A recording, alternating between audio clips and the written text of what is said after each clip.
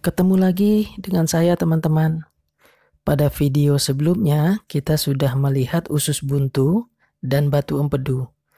Nah, kali ini kita akan melihat dalam lambung kita. Ketika lambung kita tidak sehat, biasanya orang menyebutnya sakit mah atau gastritis atau peradangan pada lambung. Nah ini teman-teman ya, kalau kita lihat di videonya, ini adalah kerongkongan kita. Dimulai dari kerongkongan kita ya teman-teman. Ini ada namanya GERD. GERD itu adalah gastroesophageal reflux disease, suatu penyakit kronik pada sistem pencernaan. GERD ini terjadi ketika asam lambung naik kembali ke esofagus atau kerongkongan kita. Hal ini dapat menyebabkan terjadinya iritasi pada esofagus. Karena saking asamnya asam lambung kita tidak boleh naik ke atas. Dia akan menyebabkan iritasi seperti yang sudah saya tandain tadi ya. Nah ini teman-teman gambarannya sudah di dalam lambung ya. Kalau teman-teman lihat tuh ada merah-merah tuh. Itu adalah iritasi pada lambung kita. Ini juga tampak seperti air ludah ya teman-teman ya. Itu adalah gas yang di dalam lambung teman-teman semua. Maka teman-teman suka bersendawa atau mengeluarkan gas. Nah dari situlah adanya sendawa itu. Banyak teman-teman yang bertanya, apa sih gastritis itu atau sakit mah?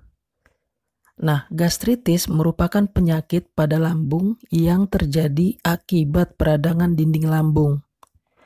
Nah, pada dinding lambung ini atau lapisan mukosa lambung ini terdapat kelenjar yang menghasilkan asam lambung dan enzim pencernaan yang bernama pepsin. Untuk apa? Untuk melindungi lapisan mukosa lambung dari kerusakan yang diakibatkan asam lambung. Dinding lambung dilapisi oleh lendir atau mukus yang tebal. Apabila mukus tersebut rusak, maka dinding lambung rentan mengalami peradangan. Secara umum, gastritis dibagi menjadi dua jenis, yaitu gastritis akut dan kronis. Dikatakan gastritis akut ketika peradangan pada lapisan lambung terjadi secara tiba-tiba. Gastritis akut akan menyebabkan nyeri ulu hati yang hebat, namun hanya bersifat sementara. Sedangkan pada gastritis kronis, peradangan di lapisan lambung terjadi secara perlahan dan dalam waktu yang lama. Nyeri yang ditimbulkan oleh gastritis kronis merupakan nyeri yang lebih ringan dibandingkan dengan gastritis akut. Namun, terjadi dalam waktu yang lebih lama dan muncul lebih sering. Peradangan kronis lapisan lambung ini dapat menyebabkan perubahan struktur lapisan lambung dan berisiko berkembang menjadi kanker.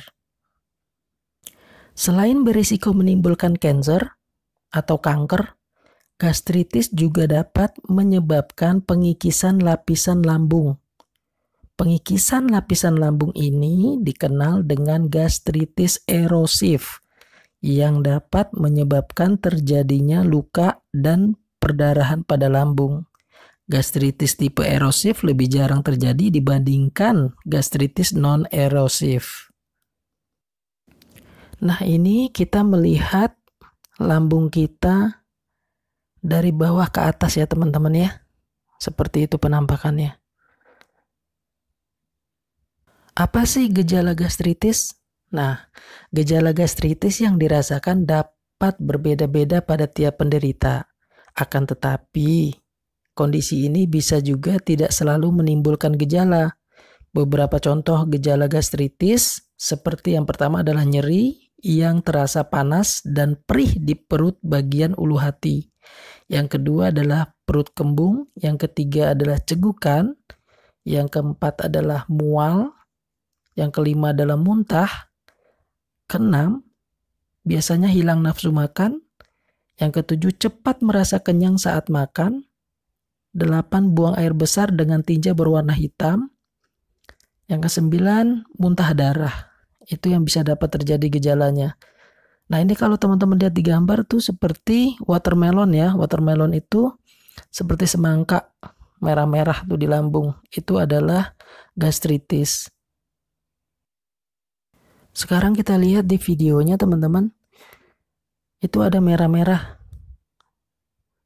Itu lagi di biopsi ya, diambil jaringannya. Dan teman-teman jangan khawatir, ketika diambil itu tidak terasa sakit. Untuk diperiksakan ke laboratorium apa yang terjadi pada gambaran peradangan tersebut. Karena untuk pengambilan jaringan tersebut atau sampel jaringan tersebut, kita bisa mengetahui penyebab dari gastritis atau sakit mah. Ada beberapa hal yang dapat menyebabkan rusaknya mukus pelindung atau kita sebut dengan peradangan atau gastritis itu ya teman-teman. Yang pertama adalah infeksi bakteri. Infeksi bakteri merupakan salah satu penyebab gastritis yang cukup sering terjadi ya teman-teman, terutama di daerah dengan kebersihan lingkungan yang kurang baik. Bakteri yang dapat menyebabkan infeksi pada lambung dan menimbulkan gastritis cukup banyak jenisnya. Namun, yang paling sering adalah bakteri Helicobacter pylori. Selain dipengaruhi faktor kebersihan lingkungan, infeksi bakteri ini juga dipengaruhi oleh pola hidup dan pola makan. Yang kedua adalah pertambahan usia. Seiring bertambahnya usia, lapisan mukosa lambung akan mengalami penipisan dan melemah. Kondisi inilah yang menyebabkan gastritis lebih sering terjadi pada lansia dibandingkan orang yang berusia lebih muda. Yang ketiga adalah berlebihan mengonsumsi minuman beralkohol. Minuman beralkohol dapat mengikis lapisan mukosa lambung, terutama jika seseorang sangat sering mengonsumsinya. Pengikisan lapisan mukosa oleh alkohol dapat menyebabkan iritasi dan peradangan pada dinding lambung, sehingga mengakibatkan terjadinya gastritis, terutama gastritis akut. Yang keempat adalah terlalu sering mengonsumsi obat pereda nyeri. Nah, obat pereda nyeri yang dikonsumsi terlalu sering dapat menghambat proses regenerasi lapisan mukosa lambung yang berujung pada cedera dan pelemahan dinding lambung, sehingga lebih mudah mengalami peradangan. Beberapa obat pereda nyeri yang dapat memicu gastritis jika dikonsumsi terlalu sering adalah aspirin, ibuprofen, dan naproxen. Yang terakhir adalah autoimun ya teman-teman. Gastritis juga dapat terjadi karena dipicu oleh penyakit autoimun. Nah, kalau sudah terjadi gastritis, ada beberapa pengobatan yang sering dikasih ya teman-teman. Yang pertama adalah obat antasida.